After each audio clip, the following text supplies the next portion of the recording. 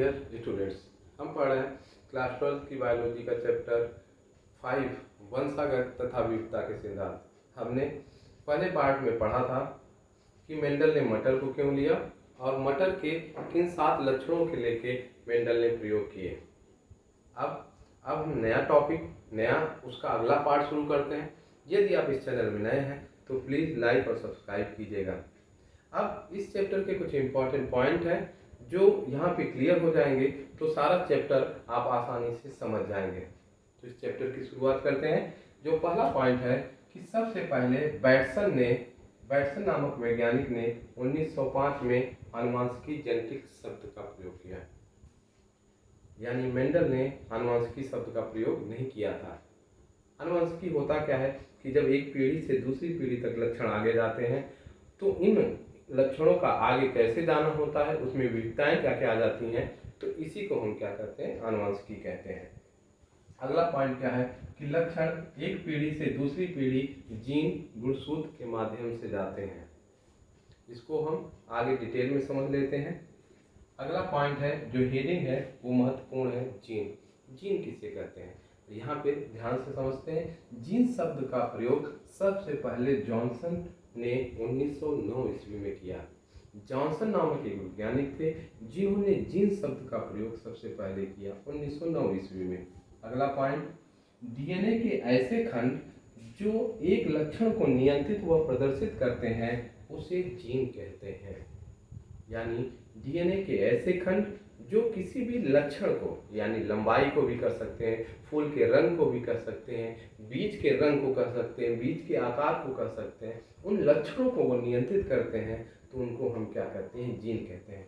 यहाँ हम देखते हैं कि ये एक डीएनए है।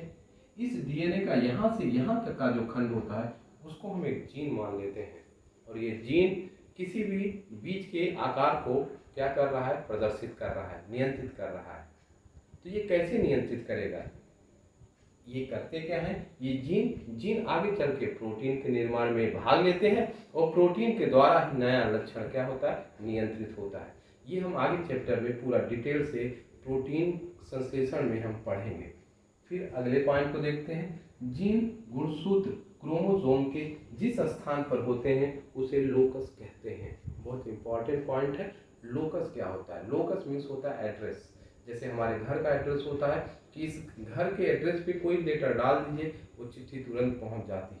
उसी तरीके से हर जीन का क्रोमोसोम पे एक निश्चित एड्रेस, एक निश्चित स्थान होता है जिसको हम लोकस कहते हैं। जैसे ये क्रोमोसोम है, इसके ऊपर 2 जीन है ए और बी, तो ये ए और बी जीन की पोजीशन, स्थिति हमेशा क्या होगी, निश्चित होगी। उसी को हम क्या कहेंगे, लोकस कहेंगे। आगे देखते हैं। अगला पॉइंट, अगली हेडिंग और इम्पॉर्टेंट है जिसको हम अलील कहते हैं।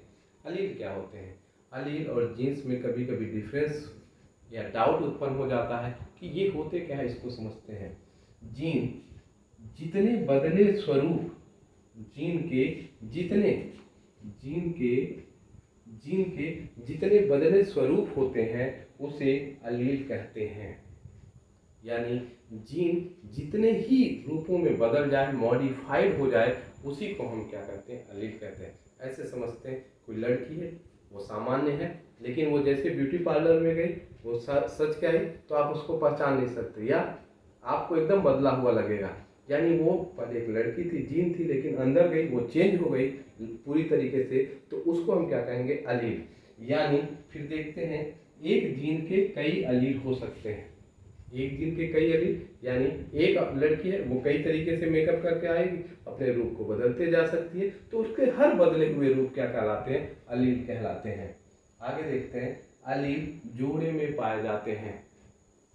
जब डिप्लॉयड सेल्स होती हैं उनमें जो एलील होती हैं वो जोड़े में पाई जाती हैं। जब कभी भी आप किताबों में देखे होंगे टी साथ में लिखे रहते हैं या कैपिटल टी स्मॉल टी साथ में लिखे रहते हैं, तो ये कहने का क्या मतलब होता है कि वो समजात गुणसूत्र पे जो अलील हैं वह क्या है, एक साथ है और जोड़े में पाए जाते हैं।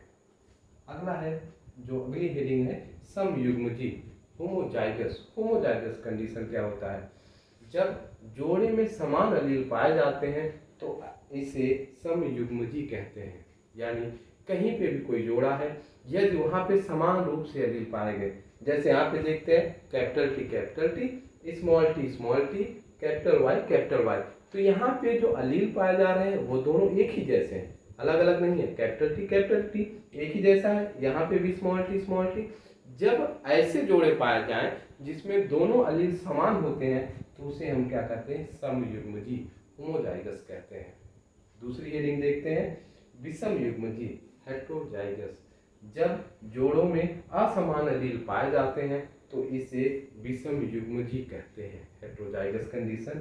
हेट्रोजाइगस कंडीशन क्या होती है, यहाँ एग्जांपल है, जैसे capital T small T, capital Y small Y. यहाँ पे गौर कीजिएगा कि ये क्या है, कैपिटल टी है, एक दूसरे तरीके का एलील है, स्मॉल टी दूसरे तरीके का, दोनों असमान एलील हैं। तो जब अलग अलग एलील पाए जाते हैं तो इसको हम क्या कहते हैं, हेट्रोजाइगस विषम युग्मजी कंडीशन कहते हैं।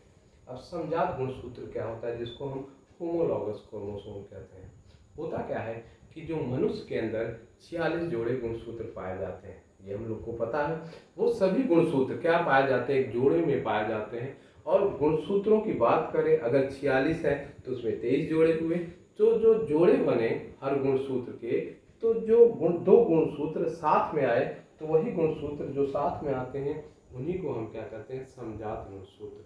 और दोनों समजात गुणसूत्र क्या किए रहते हैं, समान एलील या विपरीत विषम युग्मजी या समयुग्मजी एलील को धारण किए होते हैं।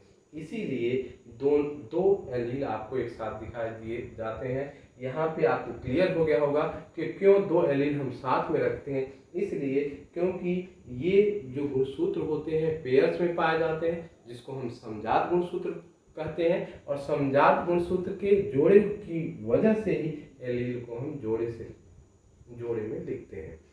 तो यहाँ पे आपको डाउट क्लियर हो गया होगा।